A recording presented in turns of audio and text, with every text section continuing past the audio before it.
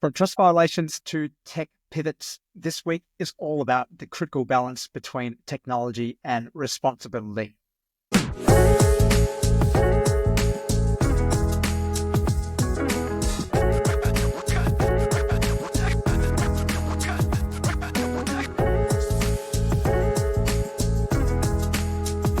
Welcome back. This is This Week in E-commerce, episode 75. I am Mal Chia, here for another week to take you through the biggest headlines which are affecting retail today. We've got a lot of big news coming out of some of the biggest companies which are affecting retail, including Shopify and Meta. But before we go into that, some breaking news overnight was a story which ran yesterday in 60 Minutes, which showed that A2B, which is the nation's largest taxi company, have been exposed for systematic overcharging of their customers. Now, A2B encapsulate silver service taxis, 1-3 cabs, as well as cab charge, but then also license the cab charge technology to all the major taxi companies in Australia. Now, why is this of interest to me? For some of you who may not know, I spent 3 years of my life running marketing here at Uber in Australia and launching a couple of the markets here. So I'm pretty invested in this topic, even though it's been over 10 years since I was there. Why this matters is that one thing we repeatedly pointed out at Uber was the fact that there was a lot of fraud which was going on, and the trust factor really wasn't there when you were using taxis versus the Uber experience, where you got that full visibility, more or less, around what your trip was going to cost, but also where you were going as well, and a really easy means of disputing this. Now, this has been a bit of an open secret in the transportation industry for a while, and it seems that following this investigation, they've now exposed quite a substantial amount of fraud which is going on, amounting to millions of dollars which have been fraudulently charged to customers over the last 12 months. And in some cases, some pretty egregious examples, because most of it seems to be targeting aged care homes, disability facilities, and really quite vulnerable parts of the economy. And what was happening was that if people from these vulnerable areas were taking rides using the taxi cab charge technology, they would often be overcharged for the rides, or sometimes in some cases completely fabricated trips were being made, which meant that some of these facilities were being overcharged somewhere in the region of like 500 to 1,000 trips in very short periods of time. Matter of fact, one of the stories which they talked about on the 60 Minutes show was one taxi driver who made 499 fraudulent trips in I think in about a 1 week period. So pretty egregious, a violation of trust which is going on. But why does this matter for retail and e-commerce in particular? Well, because part of this shows that the more we move towards greater automation, artificial intelligence, and overall moving things toward being more technologically driven, transparency is no longer an optional. It becomes essential to really have transparency to maintain customer trust, because trust is really at a premium now in this day and age in which we live in, considering we can't even trust 100% that what we're seeing online in some pictures and videos even is actually real. Was it AI generated, or did it actually happen? And if it actually happened, how much of a filter was applied over it? And when you have so many elements there which are really causing us to mistrust the system, it means that customers are going to be more guarded with what they're choosing to spend their money on. Which brings us to our first story today, which is about Meta. Now, Meta, always in the news, but in this case, in the news for probably the wrong reasons, in the fact that they have recently announced a fresh round of layoffs. They weren't the only tech company to announce layoffs. In the meantime, Amazon also announced some pretty significant, Microsoft announced some layoffs, and Amazon, we reported on a couple of weeks ago with their layoffs in their Buy with Prime division. But in Meta's case, they laid off 3,600 employees, which is around 5% of their global workforce. This comes after their last round of redundancies, about 21,000 people laid off in 2023. Now, some of the reasons for why they're laying people off, there's a few different reasons which seem to be floating around. The official line is that they were looking to cut their low performers. using a very rudimentary, I believe, like a stack rank system, which is usually done with consulting firms. But at Uber, we use a similar thing as well for a time. It's a very brutal way of doing things, because it does kind of rank all your employees, and you choose to cut the lowest performers. But from some of the reports which are filtering out, is that it's actually got more to do with where they wanted to reallocate some of that spend, but also potentially targeting some employees who maybe didn't quite fit the culture. So various reports out there, some stories about people who had been returning from maternity leave being targeted, but then particularly people from product design areas as well. So working on products which perhaps weren't part of Meta's future. And I think if you read between the lines with where Meta seems to be shifting their investment, is that it's obviously all moving towards AI. Obviously, with Meta AI, which is now baked into each one of their products, they've seen quite a lot of use of that. I'm starting to see more Meta AI images, which are floating around whenever I'm spending time on Facebook, Instagram, or WhatsApp. And that's to be expected. Now, I spend most of my time using ChatGPT and Claude for different professional reasons. But Meta, obviously, this is more of a consumer play, and they're going with something which is an open source model, which means they want everyone to be able to use it. And they're investing more and more into it. And some recent announcements on the advertising side shows how much they're investing into AI, particularly with the changes which were announced last week around the changes to Advantage Plus, where Advantage Plus is no longer going to be called Advantage Shopping. It's going to be called Advantage Sales. So much more broader in terms of what it's going to encapsulate for users of the platform. And they're really trying to reshift things further into removing the human element from it, where a lot of the media buying, which you will be able to do now from Meta, can be done fairly simply just using the AI tools. And they're really going to be pushing more and more people towards using that. Now, the results which I've seen from this have been mixed in that with some customers, it seems to work quite well. For some brands, just seeding everything to the AI and letting that do all your media targeting, even some of the creative, seems to work quite well. But for more advanced brands or more complex brands where you really do need to build that whole customer lifecycle, it does vary quite a bit. So there's still some work there in terms of before AI can fully take over. And it's really something which you're going to need to consider for your business, how much you actually want to seed. Because one thing about Meta is that their targeting options are great. If you have an objective of converting someone within a 7+1 conversion window, you're going to find customers who convert within a 7+1 conversion window. But at the same time, if you have a longer conversion window or you're trying to reach people higher up that, you need to consider setting up different objectives for your campaigns and not having everything run on a purchase objective. So this is why, even though AI is coming in to make your jobs easier, you still need to do some thinking in terms of what your strategy needs to be, particularly around how you align it to the customer journey.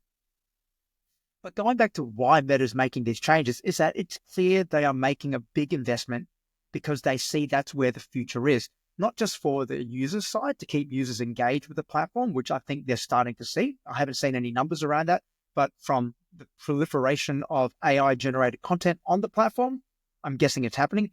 Matter of fact, I actually did see an article on Reddit about someone who used Meta AI to be able to edit their own face, add a background to their face within the tool, and then they started seeing ads using that person's face in there, which is like, is that the next step of personalization? And also, are we now crossing a boundary in terms of how personalized we actually want our ads? Do we actually want someone to have an ad which shows their face or their child's face, even for that matter, if we get into that area? So I think there's going to be some work which is going to be done around that to understand what are the extents in which we're willing to use AI. But also, it's clear that on the advertising side, the goal is to get more people spending more money and getting better results out of that. Because ultimately, if people aren't getting results, what's the point of the tool?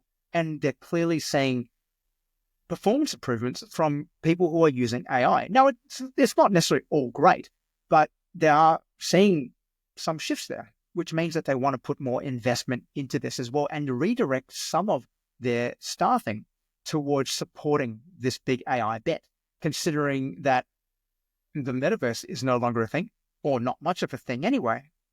really Meta's focus on AI is where they see the future and where Zuck clearly sees the future. So we're seeing a lot more investment go in there because it is an arms race, as we talked about, not just with ChatGPT, but also Microsoft Copilot, Anthropic by Claude by Anthropic, Google Gemini, and as we talked about last week, DeepSeek as well. And as AI becomes more and more prevalent, Meta is going to need to make sure they are at the forefront to provide those tools to creators on the platforms, but also to the advertisers as well. The creators who bring the attention, and then the audience, and then the advertisers who are looking to buy that attention as well. Moving on to our next story, which is around Gen Z and some of the changes we're seeing in this market. Now, WGSN, who is the global authority in trend forecasting, have recently come out with a new report about the Gen Z retail revolution. Now, WGSN report on different cohorts of customers, and they break it down by generations from boomers through Gen X, millennials, Gen Z, and so on. And their latest report is around Gen Z, which shows that Gen Z are the fastest growing crop of customers in the world. Right now, they make up 25% of current shoppers, but their influence is growing and growing very quickly as the boomers start to die off.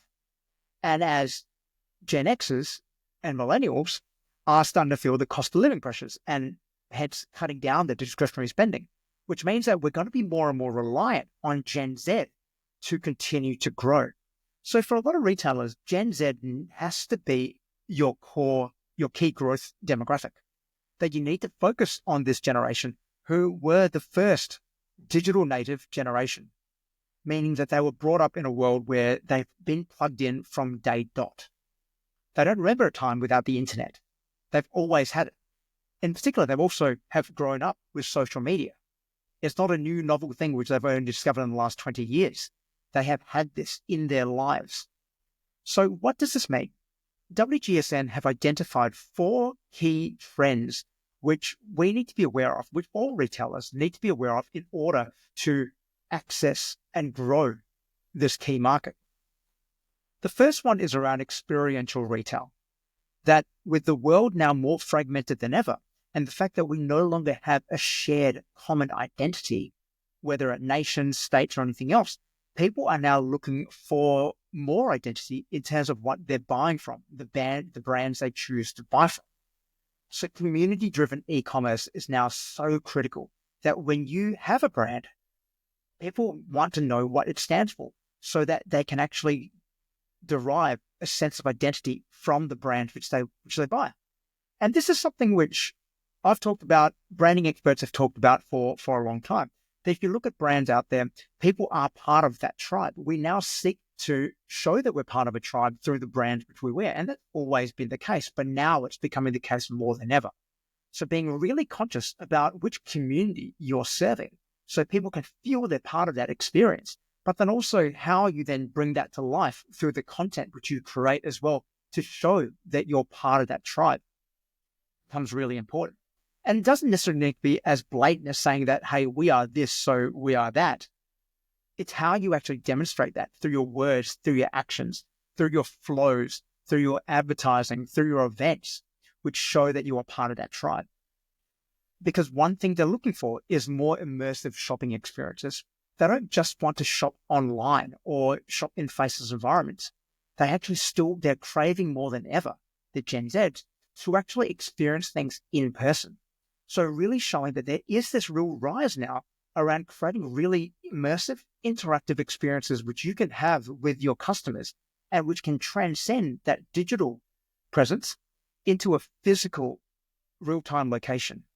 And there's some great brands doing this now, whether it be Muscle Republic, who are hosting fantastic events every month, which bring their community together. They recently did the Sun Run in the Northern Beaches. Great event, which brought together hundreds and hundreds of their community, to both go on a run with, but then also to recover and feel that they were part of something.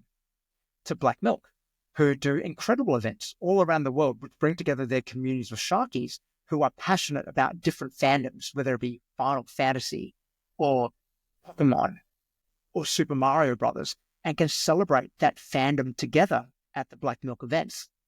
By creating these, they're able to really tap into this shift towards experiential retail, where we don't just want to buy from the brands now, we actually want to live and breathe that brand.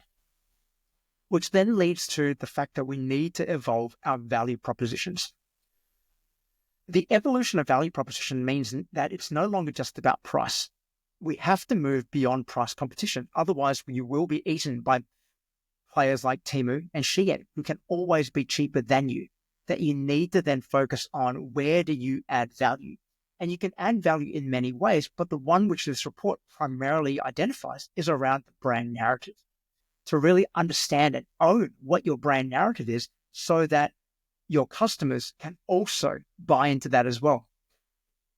Matter of fact, one of the books I'm reading now named Nexus talks about this fact that storytelling is really the backbone of our communities. And it's a reason why Homo sapiens were able to take over and dominate the earth, because we were the first species which was actually able to share stories. And we all identified through stories, whether it be political movements or religious movements, story is at the heart of what we do. So making sure that you can develop what that story is about your brand becomes super important, to then be able to then create that identity like we talked about before and show how by buying your brand, you are buying into that identity. The third trend is around slow luxury, and that we are now starting to redefine what wealth means. That going back to previous generations, whether it be Gen X or millennials or even Gen Zs, we had this very over-the-top sense of luxury. Brands like Lamborghini became a status symbol, from Adrian Portelli giving away luxury cars, to giving away Birkin handbags or selling Birkin handbags. That became a sign of wealth. It became a symbol to mean that I am successful. But what we're seeing with Gen Z is that they're moving away from that. They're redefining what wealth means, because they're looking over substance, over flash, quality over quantity. That it's not about how much you have or how expensive something is, but how good it actually is.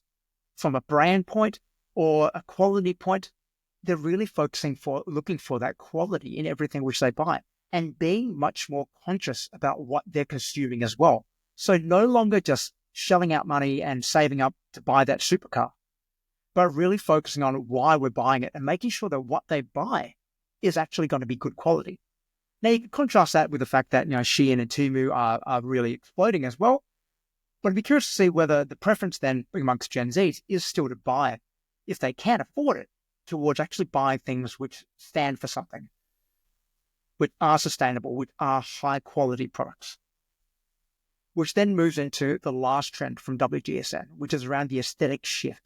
That aesthetics are now changing a lot as well, from really ostentatious aesthetics to being much more thoughtful and more thoughtful curation in terms of how garments look. That things are going more towards how does things actually transition through different periods, through different stages of my day, different stages of my life, rather than me sheerly about one single part of my life. So that's one of the really interesting things which is going to happen in terms of how we see products being positioned. That it's no longer about buying something for a specific case, but seeing how one product can fit into lots of different parts of your life, but also moving towards a softer approach to selling as well.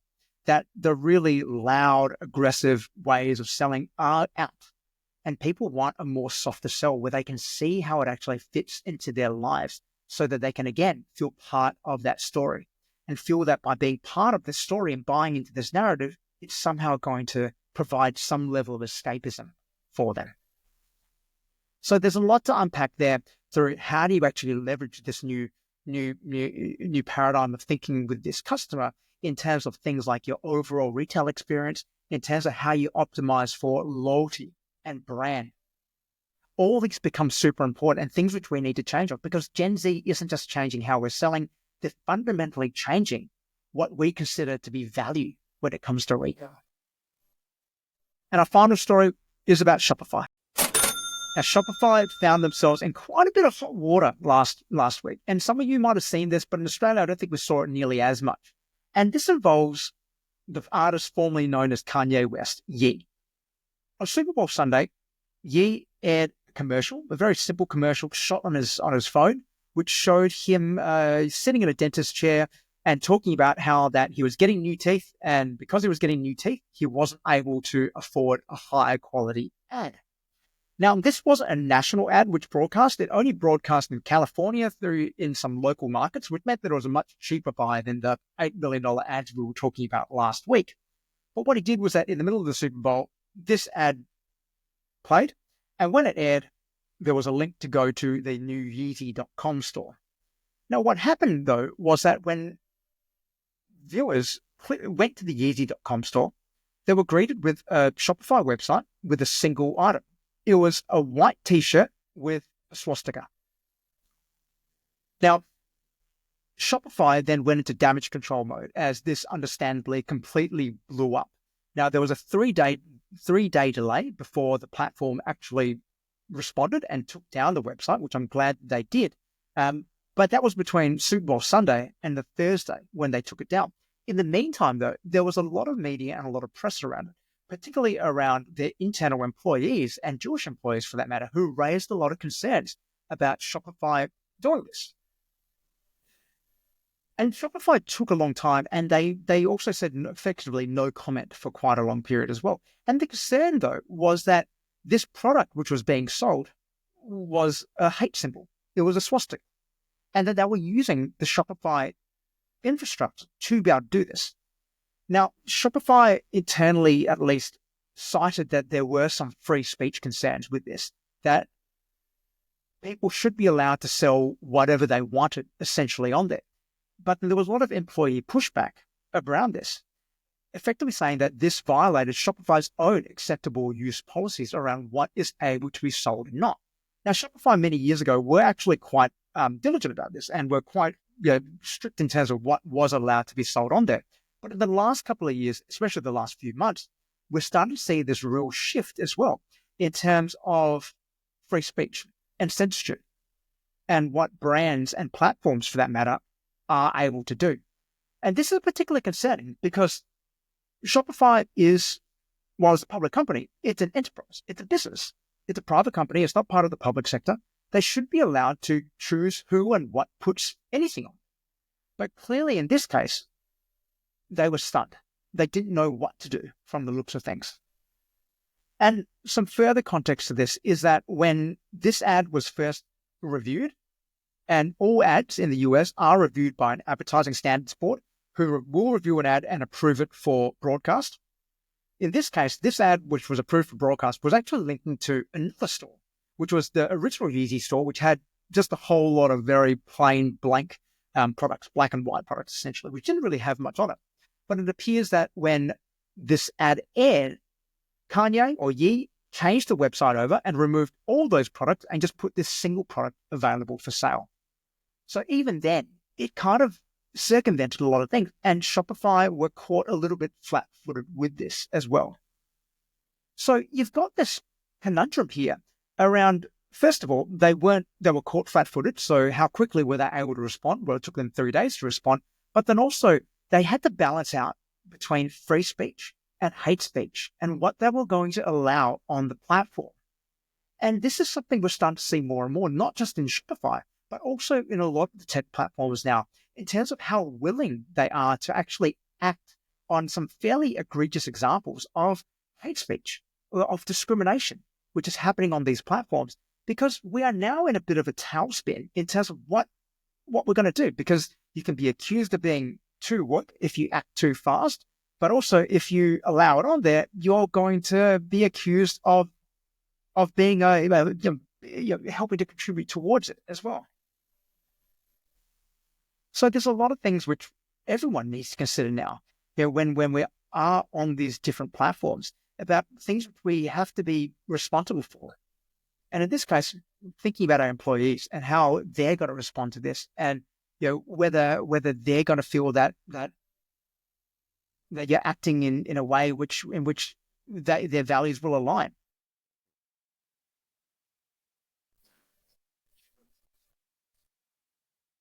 So there's a lot of things to consider in this. You've got to factor in the trust from the merchant community, from stores like you who are listening here. The trust from them, whether the platform is going to allow this or not. And that's a personal decision, which you kind of need to understand for yourself, but also for the employee decisions as well. It was clear that this affected quite a lot of employees. And also, where does the responsibility lie for the platform? Like, can a platform take action, or does a platform just need to let things ride? And also how quickly they're able to actually respond to this as well. And I dare say Shopify would have been debating this. It's not like they were sitting on their hands, just or twiddling their thumbs.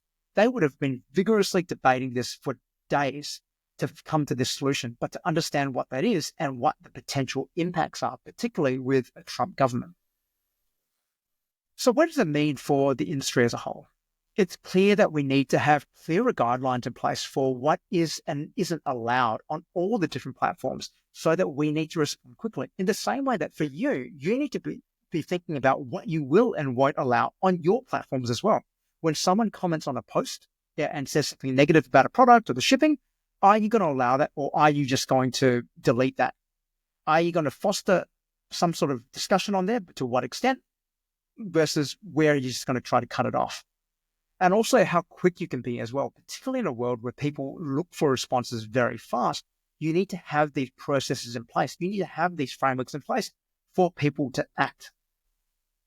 And also looking at what input your employees then need to have as well. Because fundamentally, and this is something which I firmly believe, is that a business is essentially a collection of people.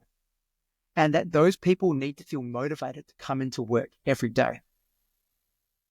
And also then balancing that difference between automation and human review. Is this something which could have been flagged earlier through automated systems and prevented altogether? Or does it require human review? And where does the balance lie between that? This is a big question, which I'm sure we're going to be wrestling with more and more, particularly as AI continues to dominate the landscape. But this is something which I'm overall glad that Shopify actually ended up acting on. And while it took 3 days, they did what I feel was the right thing. And hopefully they've addressed this internally with how their internal stakeholders, but also customers, such as you and I, feel about this as well. Because it is something which we all need to be aware of. The fact that we live in the world now where everything can be interpreted in some way, shape, or form as a sign, whether explicit or not. And the platform's responsibility isn't just about having the right policies, it's about then actually having the courage to enforce them quickly and consistently.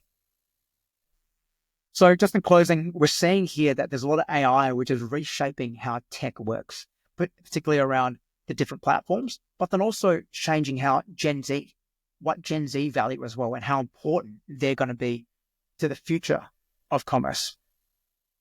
So on that note, keep selling, keep innovating, and keep growing. And I'll catch you all next week on This Week in E-commerce.